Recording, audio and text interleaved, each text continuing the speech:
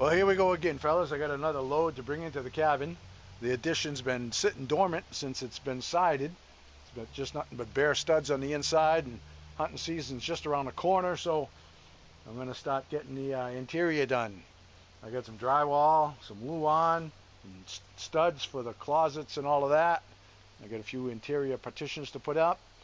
I'm going to put some linoleum down in there. And, things are turning into a quagmire here, though. We've had a lot of rain. The road's getting pretty snotty.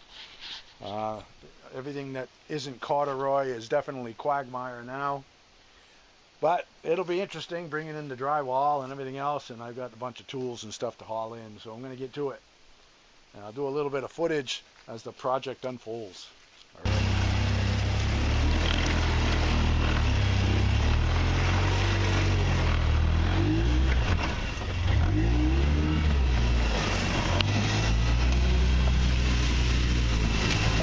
Glad I didn't take the whole load.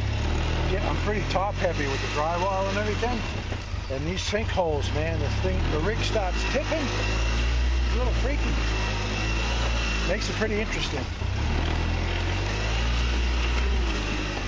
All the brush is really grown up since I was hauling everything in the springtime. I'm getting hung up in the brush here a little bit. Wow. Holy crap. But getting in is half the fun. Man. Strip the corners right off my shoe.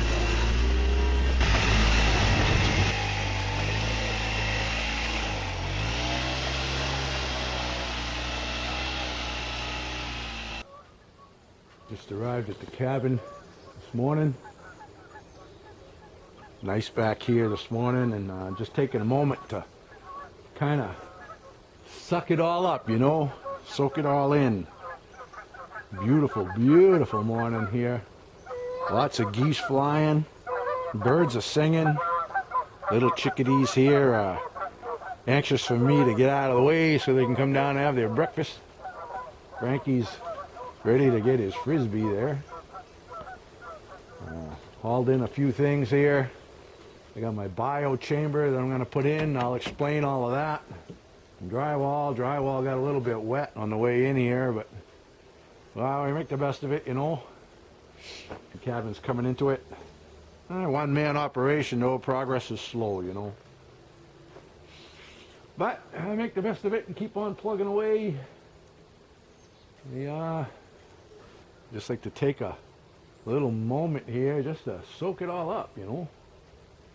Not in any rush, even though I should be. Got a lot to do. Well, see what I got going on here is I'm digging a little bit of a trench so I can access beneath the shower there, and then I'm going to run the pipe down underground here.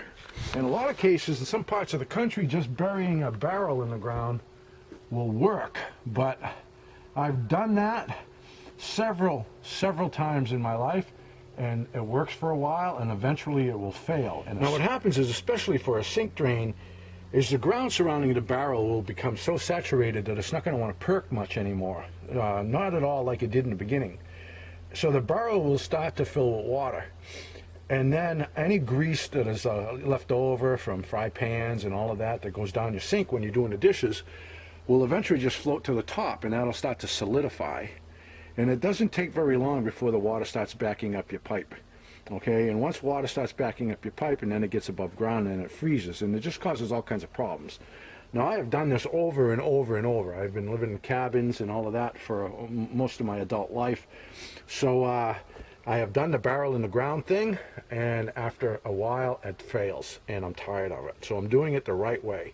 I just replaced the drywalls at my house, at my homestead there, with a couple of bio chambers, and now there's not going to be any more problems with that. And I'm going to explain what I'm going to do here. Now, these here are called bio chambers. They're 7 feet long. Now, in a regular house, the discharge comes from the toilet, goes into the septic tank, and then from the septic tank it goes into a distribution box, which gets sent down lengths of these bio chambers, and that's where the leach field is. So I'm just going to bury one length of this in the ground here.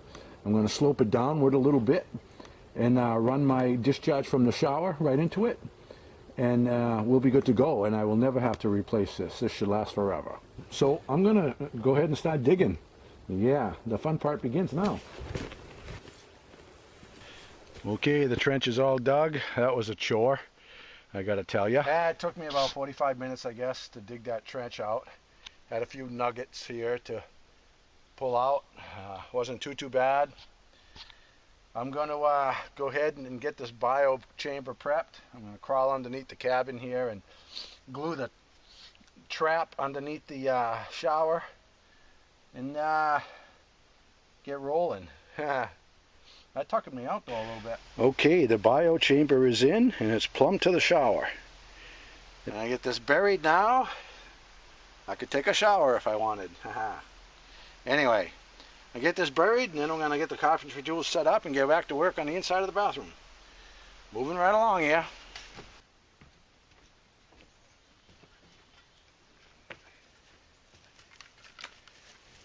Yeah. Yeah, he's got the most important part right there. Ain't crazy.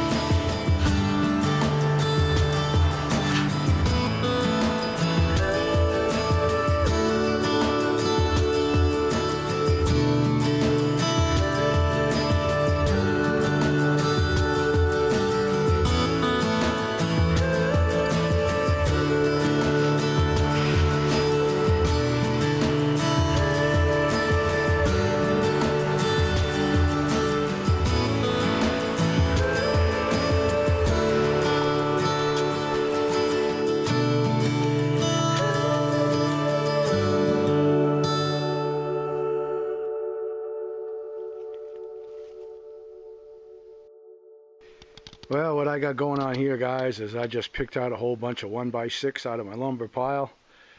Trying to find the stuff that's all blue stained and got wormholes and blue stain like that.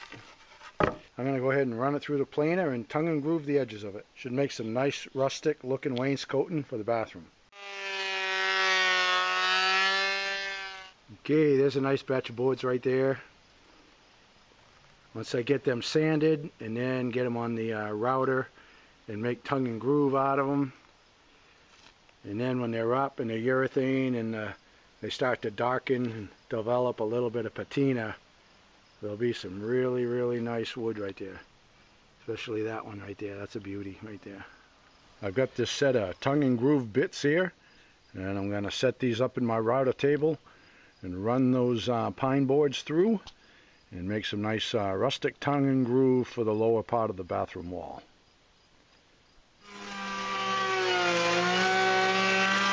Well, I'll take a little look.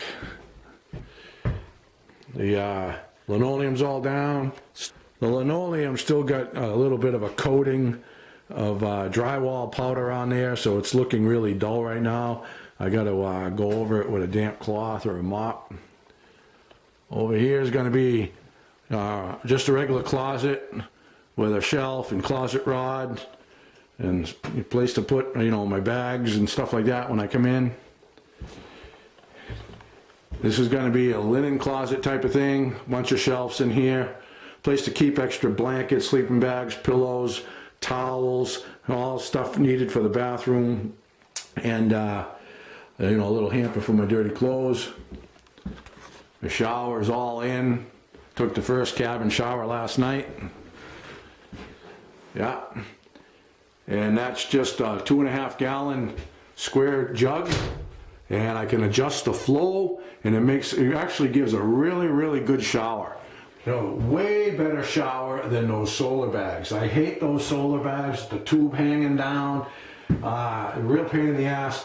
These are great. It's a real good way to go. Offers a great shower, and it gives really way more shower than I need. And you're gonna have a light up there.